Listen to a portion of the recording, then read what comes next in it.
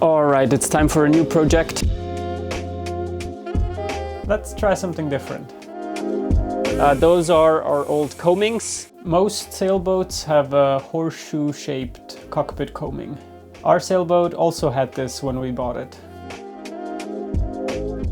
But when we visited the Cape George yard in Port Townsend, there was a boat being refitted there that had a different style of cockpit coaming. And the moment I saw it, I knew that I wanted to reproduce that same look. So I am planning to reuse our existing coaming, cut it up into pieces, and then rebuild it in the new manner.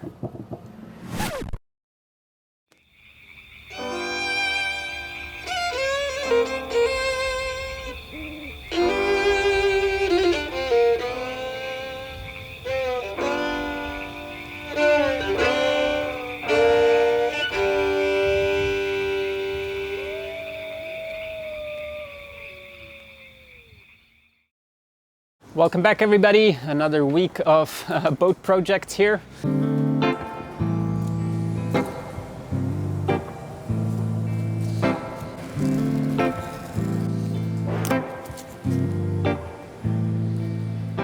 And like with all projects, there is underlaying things to prepare before starting with the actual job. Remember last week when I said we're done with the bulwarks? The bulwarks are glassed, well, but they aren't really 100% finished yet, so. Even though I did wrap up the bulwarks project last week, there is something to continue on here, and that is the transom piece. Now that the fiberglass here is cured, I want to prep this side and then fiberglass this section.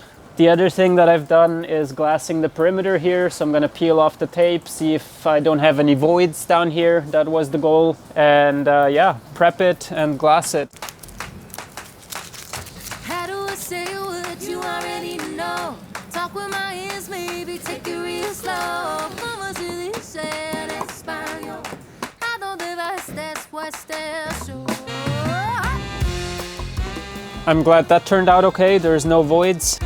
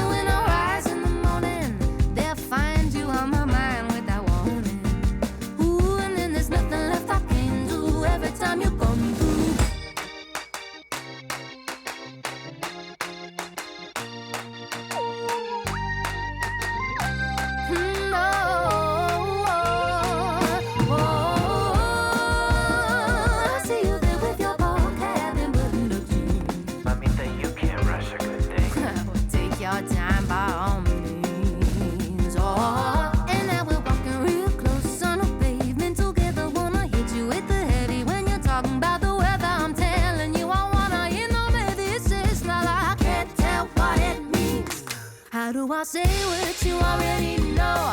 Talk with my hands, maybe take it real slow. Como se dice en español? ¿A dónde vas después del show? And working the words out and walking your way.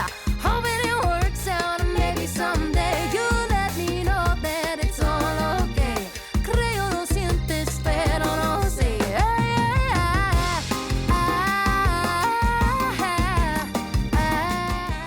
I am done with the fiberglassing. That went pretty good. It's all about the prep. Like you saw me lay it out first, make the cuts where I need, make some marks to know where to place the fiberglass. Be careful when you take it off the work table because it is a little sticky. And being biaxial, depending on how you cut it, grab it carefully or in an orientation where the fibers run the same way so you don't distort it.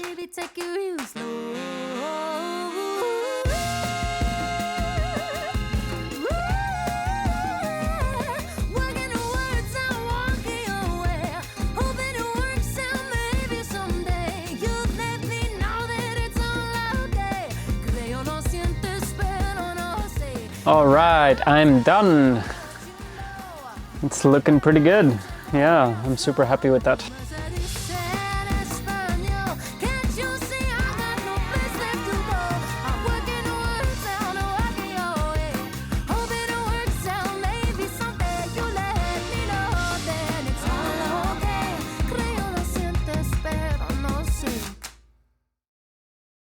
All right, it's time for a new project. Those are our old combings. And back when I decided to prioritize some better storage in the cockpit and we rebuilt it to have those big hatches in the back, we pretty much also had to go with an open combing instead of a horseshoe combing. Some of you might remember we had the discussion. Now, there's big pros and cons. Like with everything on a boat, there is no perfect solution. So the pros and cons here are the horseshoe, it's hard to say, horseshoe-shaped combing is probably a better choice to keep the cockpit dry, but it does cut that aft deck in half, which means that it's harder to access storage. It's also just a little bit more difficult to walk around back there if you're trying to tie up the stern coming into a port, or if you've got a fish on the line or whatever else you need to be doing back there. So having this nice flat flush deck in the back is definitely nice for when you're at anchor and when you're in nice conditions and you've got this lovely big space. I think the trade-off is that the cockpit is probably going to be wetter in bigger seas, but there's the trade-offs. The one thing that I think eventually pushed me towards accepting the sort of curved open cockpit design, because I didn't love it at first because I don't like a wet cockpit. But when I was talking to Kirsten Neuschafer, who sailed around the world nonstop, won the Golden Globe race in this exact kind of boat, she has a typical horseshoe cockpit design, and she said the cockpit was always wet anyway. So yeah, these boats just are designed from the get-go with a fairly low cockpit combing. Having a higher one would be nice, but that's not how they're designed. So we got to work with what we have. The other possible issue that we foresee is you're sailing heeled over, you've got water on your side decks, it swoops back and it hits the sort of curved out combing and splashes up into a fountain. So to prevent that, what we might do is have quite a large cap rail over top so that if water splashes up, it's sort of contained underneath a cap rail rather than just, you know, going up into the air like a geyser. I think this will be a really nice, different kind of approach to having a cockpit. I was also thinking that later on, when all is done, we can also just play with a piece of canvas or even a board that can probably be inserted. There is ways to still have both, and there's definitely more reasons why we went with this approach as well. If you go way back to when the cockpit was an open hole, we moved the aft bulkhead a little further forward, and that was to make a smaller cockpit well, but mostly to gain more storage. So that has also wouldn't have been possible if we kept the same horseshoe, because it would have been placed exactly above the hatches. And there actually is a third way how this is actually tackled on Cape George's, and that is where the entire seating area is lowered, which just makes the combing higher, of course, but without being visibly higher. So it doesn't interrupt the lines of the boat, but it is a substantial high combing, and those seats were really comfortable. But that would have meant a whole lot more of work because you need to modify the entire structure. The carlings and the beams, they all need to be lowered a bit. So we opted to leave things mostly as they are there, not to get too much extra work.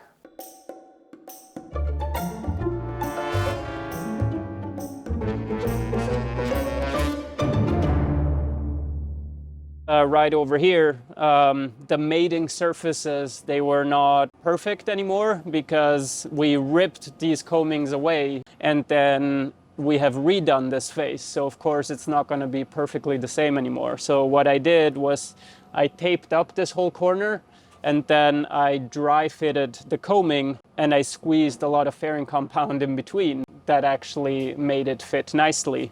And here on this end, you can see where the horseshoe came around, and it went here behind my back. I cut the combing off here, which is pretty much where the hatch needs to open. If I flip this piece around, then it has the same angle, and I might have to add a few curves here to be able to bend the combing a little better. But right now I'm just gonna get the starboard side to the same place as this one. To feel so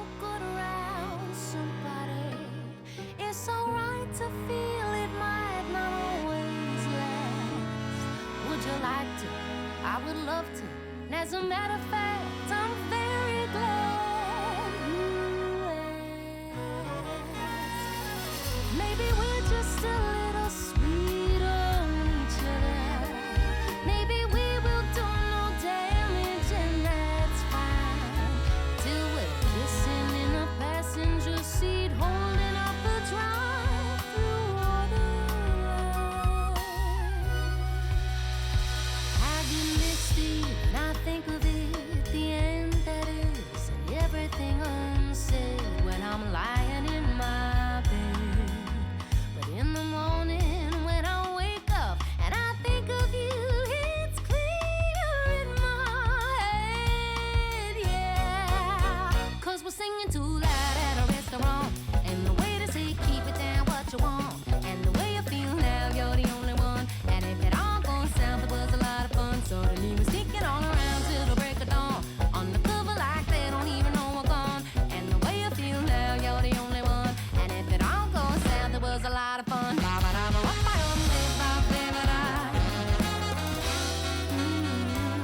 It's alright to know you might not have the answer.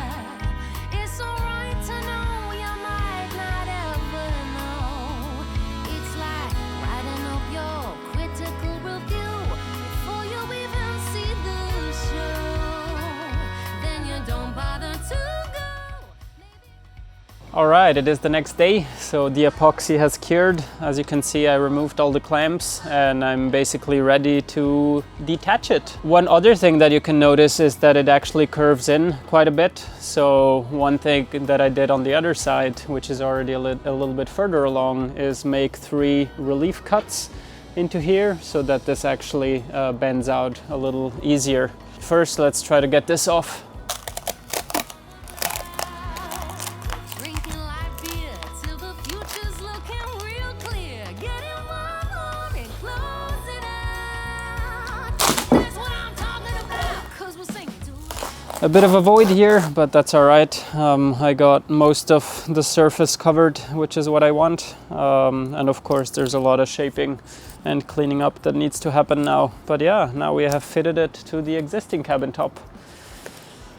And the next few steps are, like I said, they're gonna be the relief cuts, and actually let's showcase that on port side. So here it is. I've already dry fitted the corner onto it too.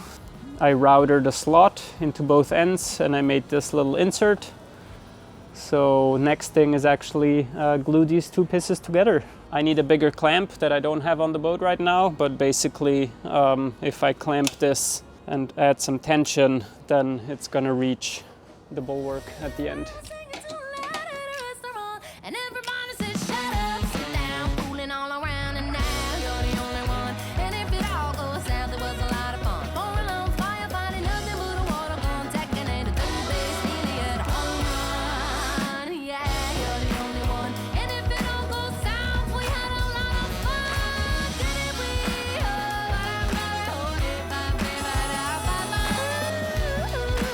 And if it all goes south, we had a lot of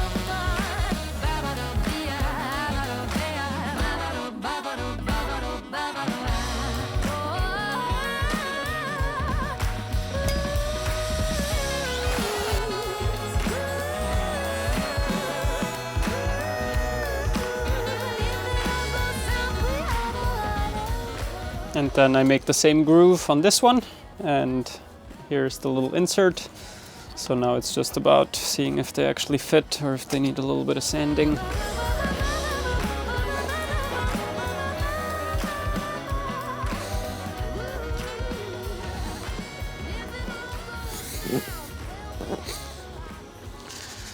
All right, a little bit of fiddling with it, double checking, and then I'm gonna be ready to glue them up.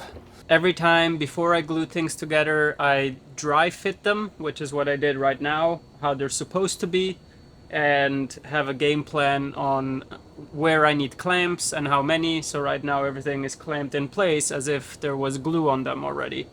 So now we're just gonna double check if we're pleased with it.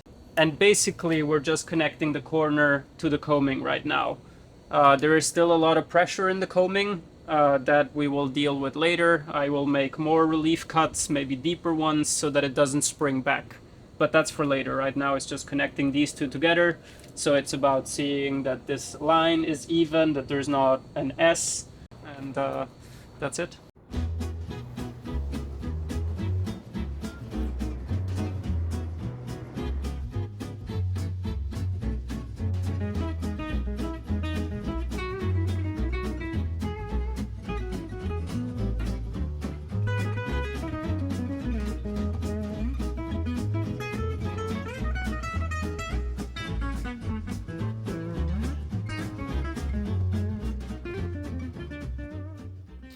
A lot of boat building is about using the skills you have, but perhaps on tasks that you have never done before. So it's those same principles. You know how wood behaves and how to work on wood, and same with fiberglass. But this one is one that I haven't done before. I just have to use what I know to create what I don't know.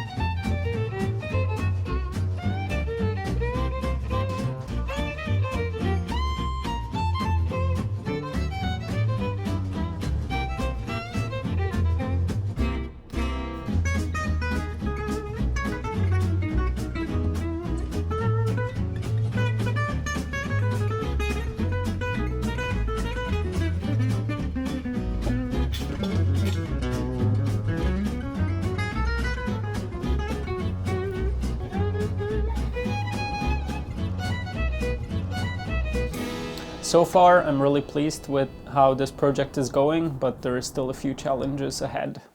So one of the challenges could be how much this bounces back after gluing it together. So sometimes when you put in relief cuts and you try to bend something, ideally you bend it a little further than it has to be because it springs back. And those things, I mean, maybe there is formulas, but it depends on what wood you're using, what direction the grain goes, and what thickness it is it laminated or not, and all of that. And I am winging it a bit here because there is other ways to help out afterwards. Maybe a clamp here or there, apply some extra pressure. But I do want them to be as close as possible to the final shape. So that they can be installed without having to force them into place when I'm about to install them. The combing was here overnight with some epoxy inside of the curves, and I'm very happy to say that it sprung back very little. Worst case, I would have had to make more cuts or deeper cuts.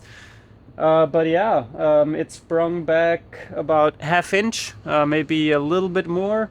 I'm pretty happy with that. The concern here is I don't want to glass over the combing off the boat, off its actual position, and then have to force it too far to a degree that maybe the fiberglass wouldn't flex. But this ½ inch that we have here, the fiberglass will totally flex to that degree as well. So that means I can prep the combings, glass them on both sides, maybe down on the table or in the container if I hook up a heater in there. And yeah, I can then install them and have them actually get to the actual position. So I'm pretty happy with that.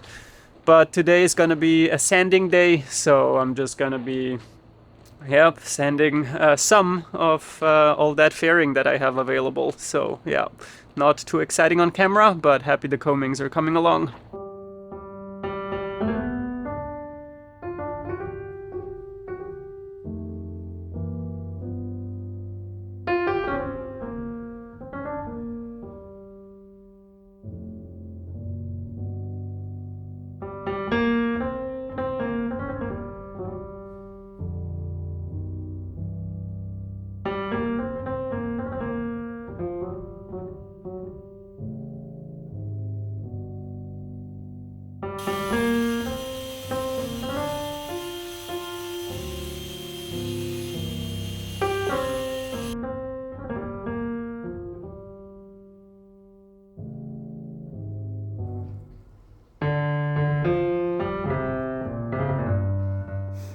little evening stroll? Sure.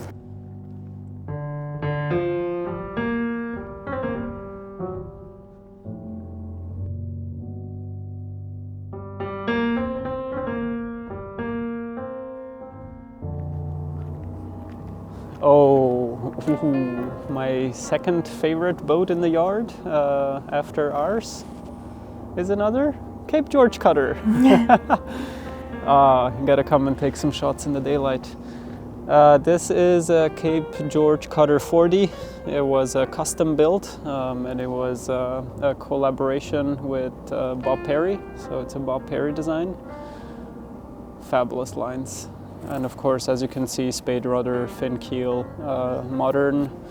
It has modern underwear. No, it isn't. Under the waterline.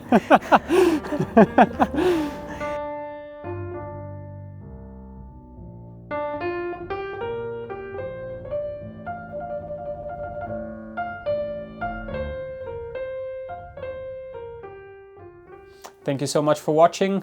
I hope you enjoyed this video as much as I enjoyed trying to transform this combing. It was an exciting mission and it's not over yet.